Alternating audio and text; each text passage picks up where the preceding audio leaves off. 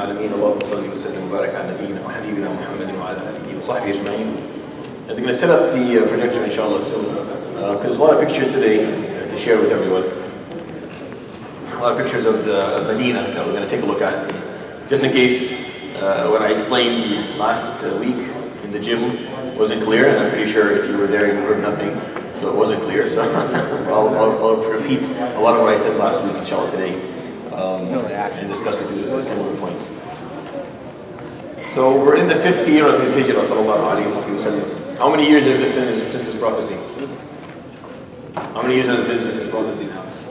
The 5th year of hijrah? 18. So you have 18 years of his prophecy sallallahu alayhi wa sallam. He was a prophet for 21 years only, or 23 years only. So he was a prophet for 23 years, and we're already gone through 18 of them.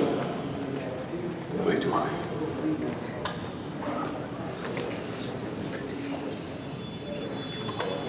So we're coming towards the end of his life, alayhi salatu wasalam. However, these last couple of years are probably the most interesting and the most action-filled years of his life, alayhi salatu wasalam. The 5th year specifically was one of those climax years. Things have been building up pretty steadily since he became a prophet, alayhi salatu wasalam. Coming up to the 5th year, a lot of things have happened. Badr has happened, and Uhud has happened. All these incidents and events, all these battles have occurred. And it's a lot of build-up coming up to the day to the 5th year. At this point, the Prophet ﷺ had won a battle against Quraysh, and has lost another one. His influence as a leader, as a spiritual and religious leader within Arabia, has grown significantly in the last number of months. The number of Muslims were starting to increase outside of Medina. People were accepting Islam out in the periphery. Yes, it wasn't in huge groups, but people were starting to listen to what he had to say. People started wondering, why is Quraysh not letting him speak? Why is he being, oppressed and persecuted? So Quraysh began to panic, and so were many other religious parties in Arabia, like the Jewish tribes of Medina. These people started to panic, and they weren't sure what needed to be done to end this threat. So they saw the Prophet ﷺ as a threat. And the best thing they could come up with is that they need to gang up on him, gang up on the Muslims. That was the best way to do it. We weren't going to be able to do it alone. We needed to gang up and get together. So they did. And for the first time, Arabs have united. Never before have you ever seen two Arabs from different tribes working together ever before. And suddenly, at least 35 tribes, completely unassociated initially, came together, 10,000 warriors, with their arsenal, artillery, and their horses, all came together for the same purpose. The purpose, unfortunately, being they wanted to take out the Muslims. They wanted to end this threat. They wanted to destroy Medina and remove him, sallallahu alaihi wasallam, and the Muslims. Of course, alayhi salatu wasallam had already heard about this before it happened, so he had some margin of time to deal with the issue. So before we talk about how he's going to go by it, a couple of things happened in the 5th year of the Hijrah, the Prophet sallallahu alaihi wasallam, so that I want to share with you. The first thing I want to talk to you about is the dream of Safiya. Now I told you about Huyay ibn Akhtab not last week, the week before. Huyay ibn Akhtab was one of the leaders of Bani Nadir, and after his tribe was forced out of Medina when they tried to kill the Prophet sallallahu alaihi wasallam, he went and he was one of the key players in this, in orchestrating these 10,000 warriors. I mean, he worked with Abu Sufyan, with Uyayna bin Hisn, the leader of Ghatafan. He worked with all these leaders trying to orchestrate this large group. So this man, initially, when the Prophet ﷺ first came to Medina, he went with his brother to meet the Prophet ﷺ and to listen to him and to see if he was actually a prophet or not. And I told you the story last time. He came to the conclusion that it was him, but he was not willing to ever follow him or listen to him. It was just a matter of I guess, maybe jealousy or just pure racism. He didn't want to listen to him. But something else happened in his home that made things worse for Huyay ibn Akhtab. It made him even more, panic even more. Is that his daughter Safiya, she saw a dream one night. She saw that she was sitting in her home and the roof would go flying off, and then the Badr is a full moon, right? The full moon would slowly come down and it would sit right in her lap, right beside her. This was the dream that she saw. So she saw this dream and she told it to an elderly lady in her community. And she told her that this dream only means one thing, only one thing. It means that you're going to marry a prophet one day. That's the only meaning for it. So she was like, oh, that's nice. And she tells her father, and her father freaks out. She's like, you're never going to marry Muhammad. You'll never, of course she did. She became one of Ummahat al-Mu'mineen. But this dream, it was one of the motivations for Huyay to really work against the Prophet because he believed, though, it's just maybe the truth, and it made him even more committed to working against him. Another thing that happened within the fifth year is that the Prophet ﷺ got his first grandson. So his first grandson was born in the 5th year. Fatima radiallahu anha gave birth to her first son. And when she had her first son, the Prophet ﷺ, I love this story because it's a cute story, I like it. The Prophet ﷺ comes to Fatima and he takes his grandson. He's so happy and he's kissing his grandson, he's hugging his grandson. If you, inshallah, you ever have a kid and you take your kid to your parents, you'll see how much it just melts their hearts. They're so happy to see their grandchildren. And he is so happy with this kid. He looks at Fatima and he says, Fatima, what have you called him? فقال أسميته حربا. I called him war. فضحك صلى الله عليه وسلم. He laughed فقال لا بل اسمه الحسن. No, his name is Hassan. His name is not war. Now why Fatima called him that? To be honest, there's a couple of things here that we have to talk about for a moment. First of all, the Prophet ﷺ, I like every once in a while, it's nice to see him. It's nice to forget for a moment that he's a prophet and he's a leader and remember he's a human. He's a grandfather who gets to see his daughter, his first kid. It means the world to him. He lost so many people in his life. He's lost Khadija radiallahu anha. He lost so many individuals in his life. When he got to see his grandson, it was a beautiful moment. He was very emotional. He would come and he would cry immediately. He would take his grandson and he would kiss him. Another thing you can notice is that Fatima, she wanted to call him Harb. Harb is a very, very rough name. It means war. Why would she want to do that? Well, because the Muslims were in such a difficult situation. They were being attacked from every single, from everywhere, from everyone around them, that they were trying to raise the generation to be a tough and strong and brave generation. So they believed, and there's some truth to this, that if you give them a strong name, they'll come up as a strong person. Right? That's why always be proud of your name. Because I know everyone sitting here has a name that sounds weird at school. Or wherever they work. Wherever you go, your name is probably something that needs a good 5-minute conversation before we can establish it. I know mine does because I have a ayn in my name. Right? Adnan. No one can say Adnan. My mother can't say Adnan. I'm always just add as an advertisement. I'm just add to her. That's all. The ayn is hard to but it's a strong name. It's a respectful name. I'm proud of my name, and you should be proud of yours as well. There are strong names that come from strong individuals. Trace back your name. You're either Muhammad or Ahmad or Hamza or Umar or Khalid or Mustafa or something like that. Trace your name back, and you will find so many individuals that you can be proud that you share the name with. It means a lot. It should mean something to you. I was named after my great uncle.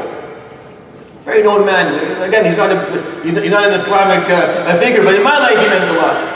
He was named after someone else in his family who meant a lot. And everyone sitting here, you're named after someone worthy.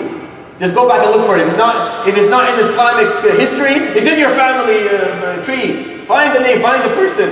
It means something. It attaches you to your history. It roots you in. It's important to have a strong name. So never feel like don't call yourself Mo if you're Muhammad. Please don't.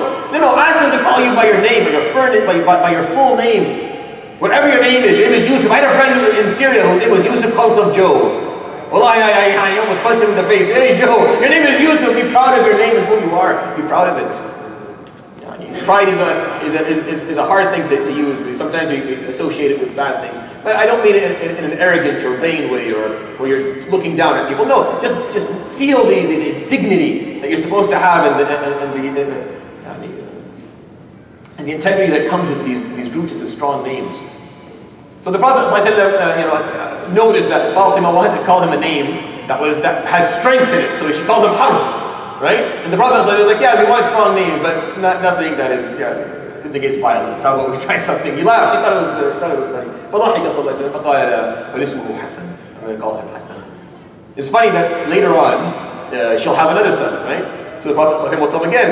And he was so happy. He takes Hussein at the time, didn't know him. And he kisses him, and he's hugging him, and he's so happy. He tells Fatima, ما اسميته. So she says again, Harban. I called him Harb. فضحك فقال لا بل اسمه Hussein.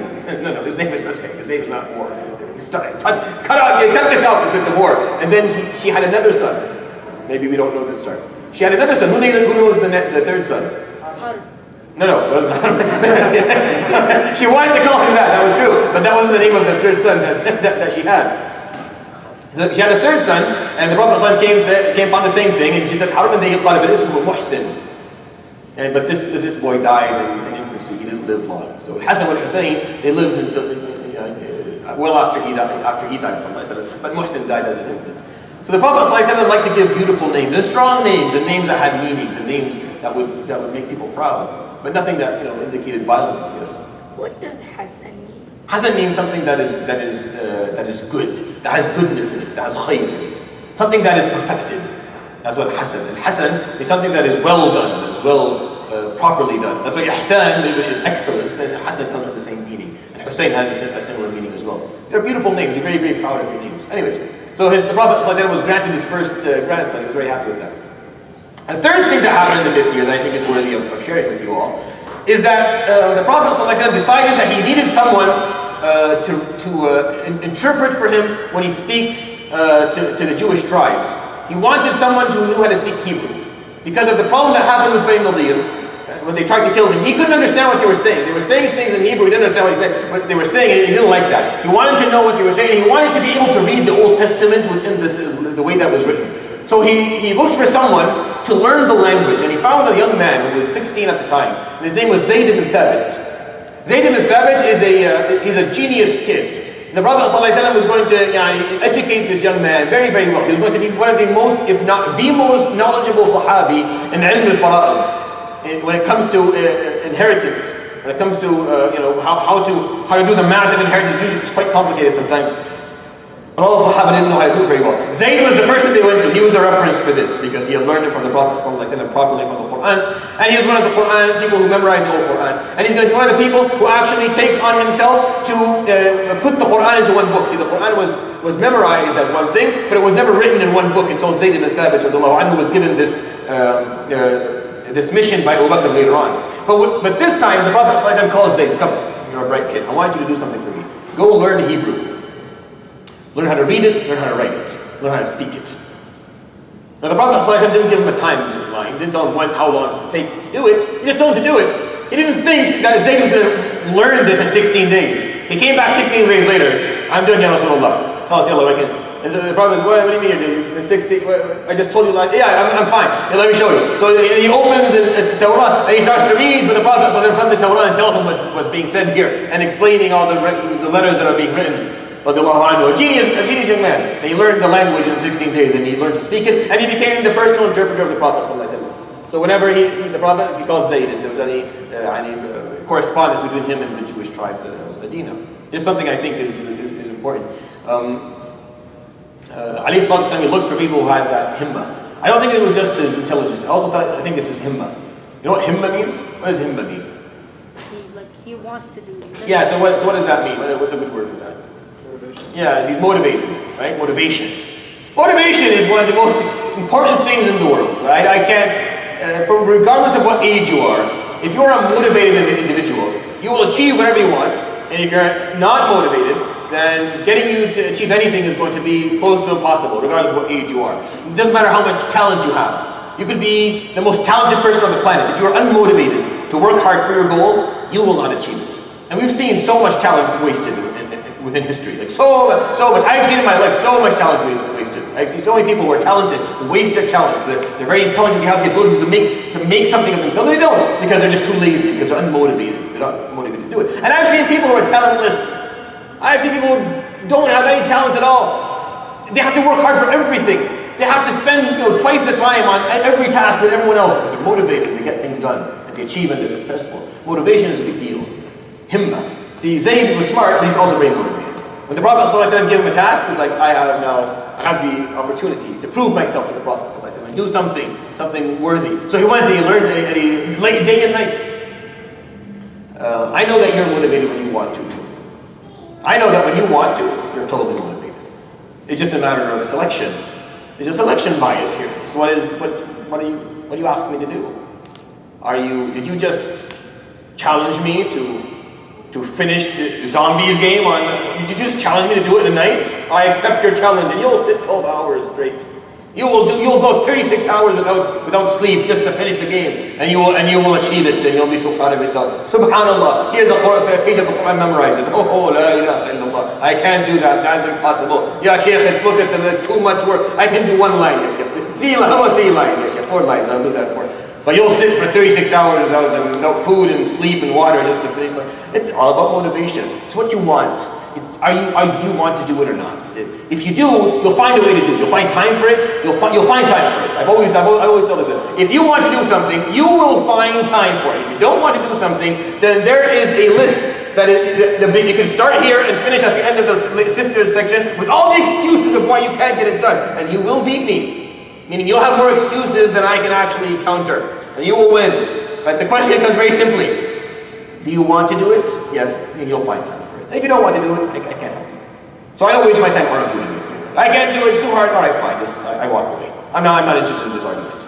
Because I know that if you wanted to do it, you would find a way. You would find time, you would allocate time for it.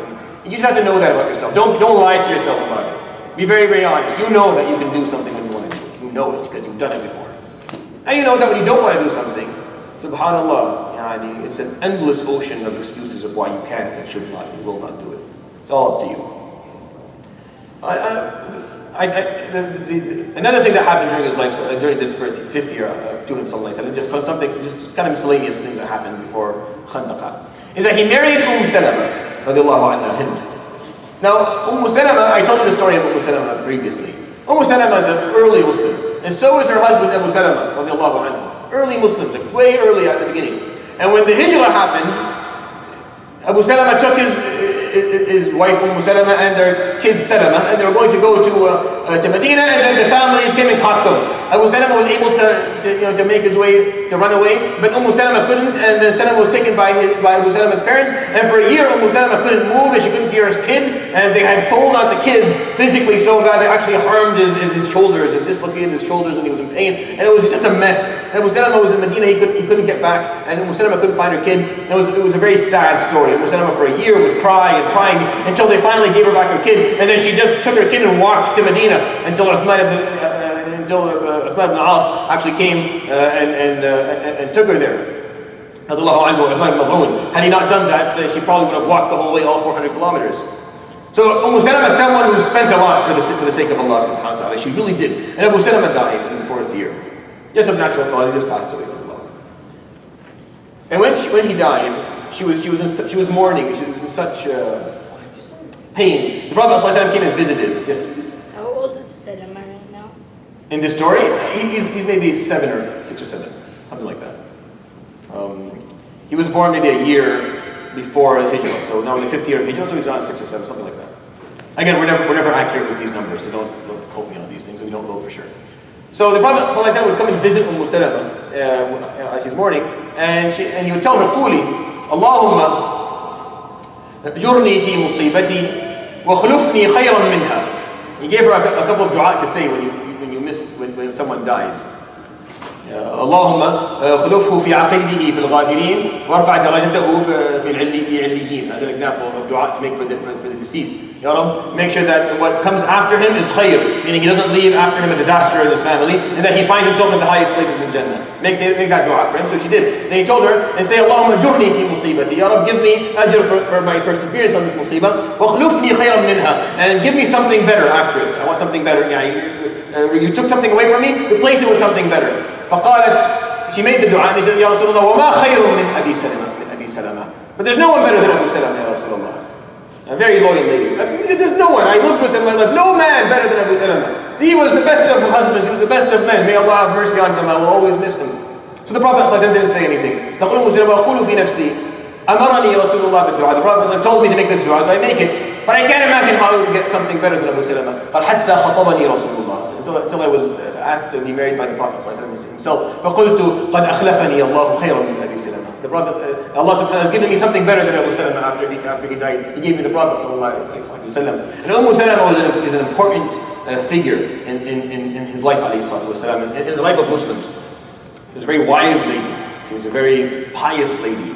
And not only will she be a key a key player in the next 4 or 5 years with the Prophet ﷺ in his home. But she will continue to teach Islam and teach hadith and teach fiqh years after he passed away, alayhi salatu wasalam. And I want to take the opportunity to remind you, yes?